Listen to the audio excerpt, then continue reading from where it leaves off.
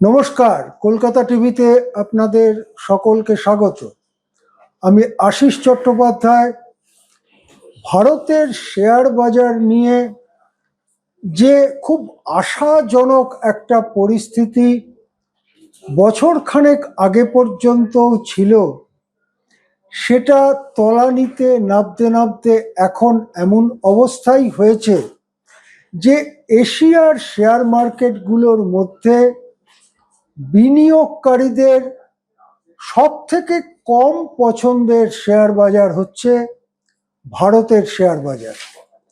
ভারতে টাকা লাগিয়ে সেই টাকা মুনাফা করবে এই ভরসা বিদেশি ফান্ড ম্যানেজারদের দারুণভাবেই কমে গেছে। আমরা কমাস আগে দেখেছি বিপুল পরিমাণে বিদেশি বিনিয়োগ এদেশের শেয়ার বাজার ছেড়েছে।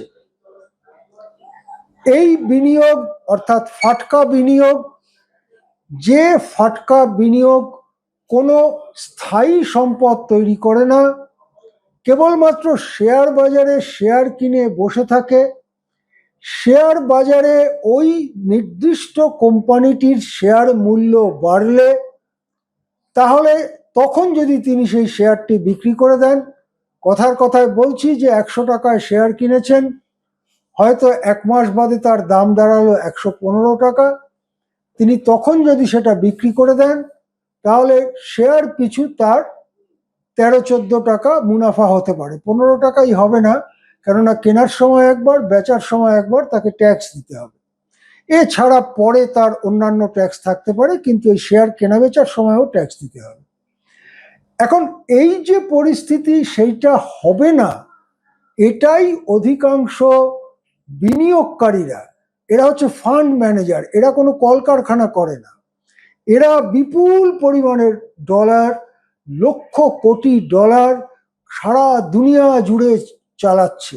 এই ডলারের স্রোত পৃথিবীর বৃহত্তম নদীগুলোর থেকেও বড় স্রোতে সারা পৃথিবীময় চলেছে, যার সাথে পৃথিবীর অধিকাংশ বাসিন্দার কোনো যোগাযোগই নেই। তারা খবরই রাখেন না, নজরই রাখেন না। সেই ডলার এসে ঝাঁপিয়ে যখন পড়ে কোনো শেয়ার বাজারে, চরচর করে শেয়ার ওঠে, আর তখন যারা বাজারকে চেনে তারা বলে যে যেদিন এই ফাটকা বিনিয়োগ বেরিয়ে যাবে সেদিন শেয়ার বাজারের অবস্থা হবে করুণ। ভারতের পরিস্থিতি আজকে খানিকটা সেরকমই। তার মধ্যে পশ্চিম এশিয়ার যে যুদ্ধজনিত সংকট এবং সেই কারণে যে তেল আমদানির পথে বাধা, ন্যাচারাল গ্যাস, সার আমদানির পথে বাধা, এক। দুই, ট্রাম্প প্রশাসন যেভাবে বারবার ভারতের ওপরে শুল্ক চাপাচ্ছে, বিশেষ করে রাশিয়ার থেকে তেল কেনবার জন্য 100% শুল্ক চাপানোর যে নতুন আইন, সেটা সংসদে পাশ হলো বলে, মানে আমেরিকান সংসদে পাশ হলো বলে। এবং তিন, রিজার্ভ ব্যাংক রেপো রেট কমিয়েও কর্পোরেটরা ব্যাংক থেকে টাকা ধার নিলে কম সুদ দিতে হচ্ছে, এই অবস্থা তৈরি করা হলেও ভারতের কর্পোরেটরা টাকা ধরে রাখছেন, শেয়ার বাজারে নিয়ে যাচ্ছেন, কিন্তু প্রকৃত বিনিয়োগ করছেন না। জমিনের ওপর দাঁড়িয়ে কলকারখানা তৈরি, লোকজনের চাকরি, তা হচ্ছে না। ভারতে কর্মহীনতা বাড়ছে। এই ত্রিফলা আক্রমণের ধাক্কায় ভারতের শেয়ার বাজারেও মনমরা অবস্থা, এবং সেখান থেকে বিপুল পরিমাণ, কমাস আগে পর্যন্ত বিপুল পরিমাণ বিদেশি ফাটকা বিনিয়োগ বেরিয়ে গেছে। ভারতের যে গ্রোথ স্টোরি, একসময় ভারত এই মিথ্যে কথা বলে ঢাক বাজাচ্ছিল যে ভারত নাকি পৃথিবীতে চতুর্থ জিডিপির দিক থেকে, সামগ্রিক সম্পূর্ণ উৎপাদন ভারতে যেটা হচ্ছে, সেই দিক থেকে ভারত নাকি চতুর্থ অর্থনীতি হয়েছে।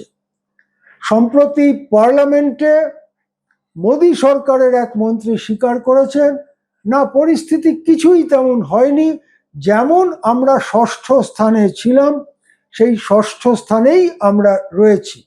ইতিমধ্যে টাকার দাম বিপুল পরিমাণে কমেছে ডলারের তুলনায়, এবং প্রকৃত বিনিয়োগ না হওয়ায় কর্মহীনতা বেড়েছে। এই সব কারণে অন্তত ক্ষুদ্র এবং মাঝারি টার্মে, মানে অল্প এবং মাঝারি সময়ের জন্য ভারতের শেয়ার বাজার খুব একটা উঠবে বলে ফান্ড ম্যানেজাররা মনে করছেন না। সেই জন্য তারা টাকা সরাচ্ছেন এবং ভারতকে এশিয়ার বড় বড় শেয়ার মার্কেটগুলোর মধ্যে তুলনায় সব থেকে নিচে রেখেছেন, সব থেকে নিচে রাখছেন পছন্দের তালিকায়। তাহলে টাকা যাচ্ছে কোথায়? অন্য দেশের শেয়ার বাজারে নিশ্চয়ই যাচ্ছে। আমি শুধু শেষে সংক্ষেপে এই কথাটুকু বলে রাখি, বিপুল পরিমাণ টাকা, শুধু ডলার নয়, ভারতীয়দের টাকা ক্রিপ্টো কয়েনে যাচ্ছে।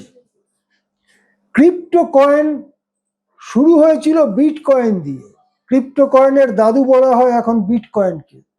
তারপর পৃথিবীতে এসে গেছে হাজার হাজার ক্রিপ্টো কয়েন। তার দারুণ চঞ্চল, 1 ঘন্টার মধ্যে 3 বার উঠবে নামবে।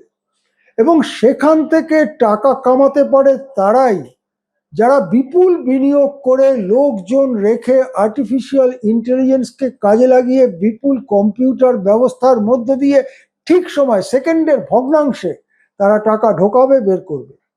কিন্তু সাধারণ ছেলেমেয়েরা 18,000 20,000 টাকা মাইনে পায়, ক্রিপ্টো কিনে রাখছে। ক্রিপ্টো যদি দীর্ঘমেয়াদে রাখা হয়, এবং যে ক্রিপ্টো প্রতিষ্ঠিত ক্রিপ্টো, আমি কোনো নাম করছি না কারণ, তাতে হয়তো দীর্ঘমেয়াদে কিছু মুনাফা ঢুকতে পারে, কিন্তু বেশিরভাগ সময় স্বল্প মেয়াদে যেই একটু পড়তে থাকলো বিক্রি করে দেওয়া হলো। তাতে গরিব মানুষ গরিবতর হচ্ছে। একদিকে শেয়ার বাজারে ভরসা নেই, মানুষ ক্রিপ্টোতে একটু মুনাফার সন্ধান করতে যাচ্ছেন, সেখানেও মার খাচ্ছেন।